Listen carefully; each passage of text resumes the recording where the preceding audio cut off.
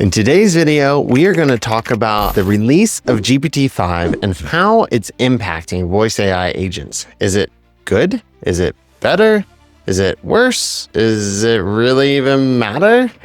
Or should we just stick to what we've always been doing lately? We have done a ton of research, both external and with our own internal agents, switching them between models and seeing how they perform. And on this video, I am going to show you all these results. Hey, I'm JB. On this channel, we build, promote, and sell AI systems to small businesses. If you're interested in that topic, please like and subscribe. Let's go ahead and jump right into here. So we've narrowed the launch of GPT-5 and how it impacts voice AI into 7 major factors. I'm going to list those off really quick and then we'll deep dive into many of them. Latency is number 1.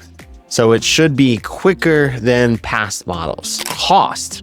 What we've discovered is it's actually more expensive than past models, but we've also seen that models are constantly changing prices. And then there's 3 different levels of every single model. There's regular, mini, and nano. And in some cases, there's even more, but those are the most relevant ones for what we're talking about today. Dynamic reasoning. So ChatGPT-5 is way more dynamic and has way more reasoning, but how does that really impact simple conversations? Fewer hallucinations. So I don't know the exact statistics, but when you look at the stats on how much GPT-5 hallucinates versus any of the previous models, it's tremendously less. So that makes it more trustworthy on a phone call, and hopefully it stops lying a little bit. Better instruction following. So what this means is when we're providing a big prompt, kind of going hand in hand with hallucinations, it won't just go off on its own as much. It typically will try to follow the instructions that you give it. So many times, if our voice AI prompt is too long, then some of the word for word things that we tell it to say, many times it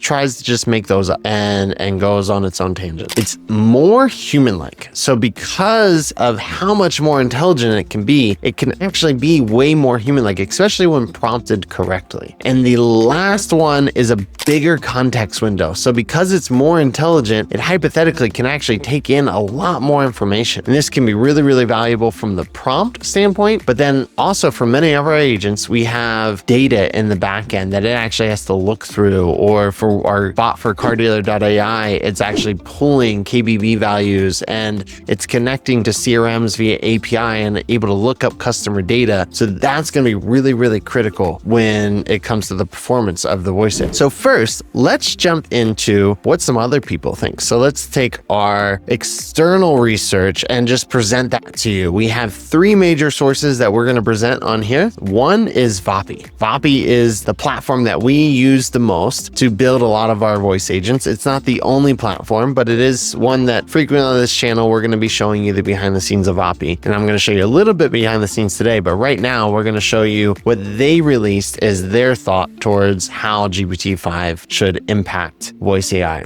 So they provide a little video right here, which isn't crazy relevant for what we're talking about. They talk about the 3 different models like we spoke about. So GPT-5, GPT-5 mini, and GPT-5 nano. The biggest thing to note here is when it comes to voice AI, we don't care about GPT-5. GPT-5 is able to, pass SATs and bar exams and all this crazy stuff, and we don't need that much intelligence. So the nano and mini give us really, really good compressed versions of those, which are a lot more effective in voice AI. So let's see exactly what they say about mini versus nano. So GPT-5 mini, a faster variant for high volume tasks where cost and speed are more critical than complex reasoning. GPT-5 nano is for workflows where speed is the absolute priority. So I'll say my 2 cents on that is that we want to use nano. We don't need crazy complex things. We're not solving incredible math problems with our reception bots or our sales bots, but we do need speed because we need it to not seem like it is any sort of AI. We actually run some stats on a little over 1,000 phone calls of our own to see how many times they asked, are you AI? Are you a human? Are you a bot? We use Google AI Studio to actually run this analysis, and it was less than a percentage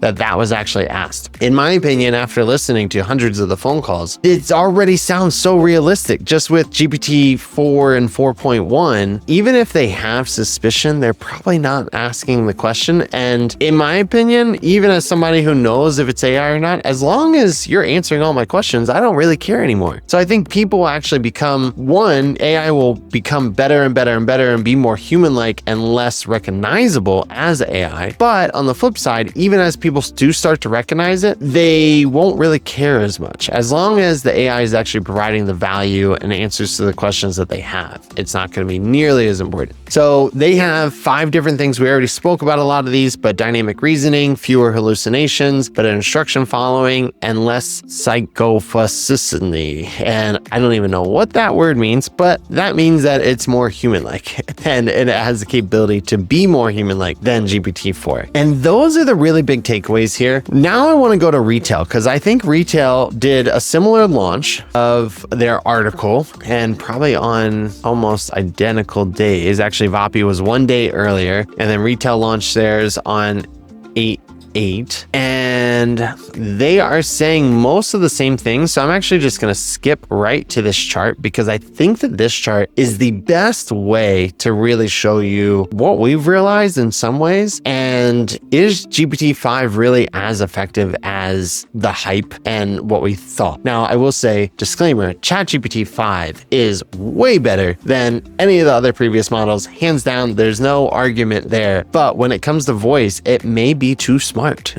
And it may be too complex for voice AI. So looking at this chart right here, we want to perfectly balance this of latency and intelligence. So when you look at any of the 4.0 models, they are the least intelligent, but then also some of the fastest models. And then you have GPT-4.1 mini, you have GPT-5, which is way up here. This is why you would never use it, because the latency makes it unhuman-like, but it is crazy intelligent, which really isn't needed. And then now you're kind of in this field. If you want this level of intelligence, you're in this field of GPT-5 Nano, 4.1, and GPT-5 mini. I will say what we've realized is we still think versions of 4.1 are the most impactful for the types of phone calls that our clients are using this for, because anything above this level of intelligence, we haven't seen it to really be needed. It's handling objections really well. It's looking at a knowledge base for FAQs and answering those questions. It's still looking into OpenAI just like ChatGPT would, and answering questions that we haven't provided the answers for. I think when you get to any of the 5, you are sacrificing so much latency that we've actually noticed on live phone calls that it has a little bit of a slower response time. It's not much, but surprisingly, it's going to make a big difference. And we haven't really encountered phone calls. I mean, we actually have this live with clients right now, GPT-5 and GPT-4.1, and we haven't encountered any phone calls yet where we felt like, oh, it needed to be smarter. You know, it's doing a really, really great job. Now, I think that GPT-5 Nano will continue becoming better in some ways, because there are small upgrades in between them launching the next GPT-6, for example. So we'll continue testing this internally, but so far, that's our thoughts on this.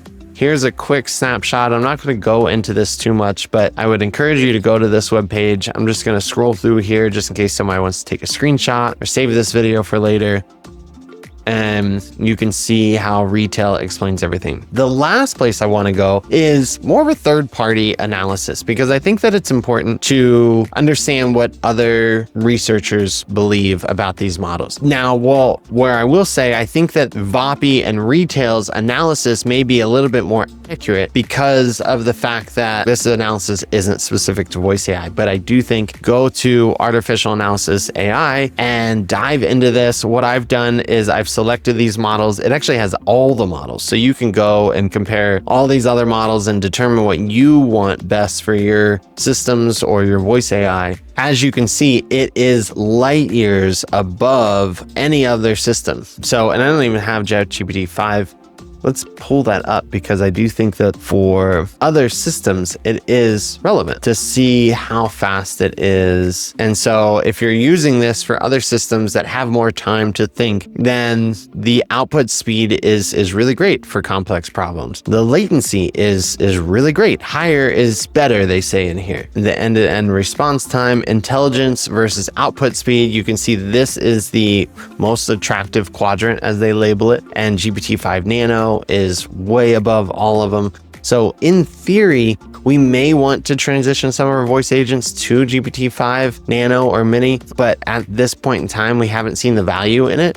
And when you look at cost, so if you're in Vapi, for example, you can actually go in and look at cost. We're paying approximately 1 cent a minute for the 4.1 models, essentially 2 cents. Live data is a little bit more accurate here. So actually in here, you can actually go to call logs and you can see that the cost should be 11 cents per minute according to this. But then if I go into a call log and whenever this pulls up, let me just click on this one.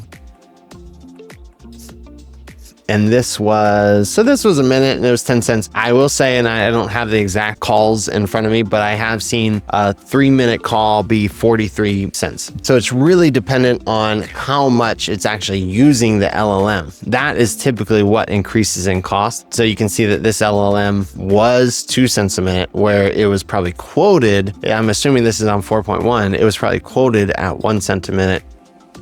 And those conversations can really vary a lot. Let me just click into another one just to see. So you can see here, this was 2 minutes and it was about 13 to 14 cents a minute. So it's really all over the place. Oh, here, this is actually a really good example. So this LLM, still probably on 4.1, was 3 cents a minute, and where it's quoted at 1 cent a minute. So don't take those estimates as the full thing, especially if you're trying to price this to clients. Make sure that you have good margins in these things and don't just quote whatever Vapi's prices or retail's prices, because those are really just estimates. So as of right now, our analysis is we're not in a rush to switch to GPT-5, even though we thought it was going to be way better, but we may continue to test it and transition over to that. And if we have more in-depth quantitative analysis, then we will share this on this channel. But as of right now, it is a good option. It's not something I would totally say no to. Make sure that you're on Mini or Nano. Test these on your own. When you build your agents, call it over and over and over again and listen to their voice recordings. We've even built AI agents that call our AI agents, and it's a lot quicker and easier just to listen to those phone calls and see how they go. Look at the transcripts, look at the timestamps, and try to use AI to truly analyze the phone call and see how it went. So that way you can analyze thousands of phone calls or even hundreds of phone calls instead of just having the time to maybe make 5 phone calls. So do your own due diligence, and this is where we stand right now. We'll see you in the next video.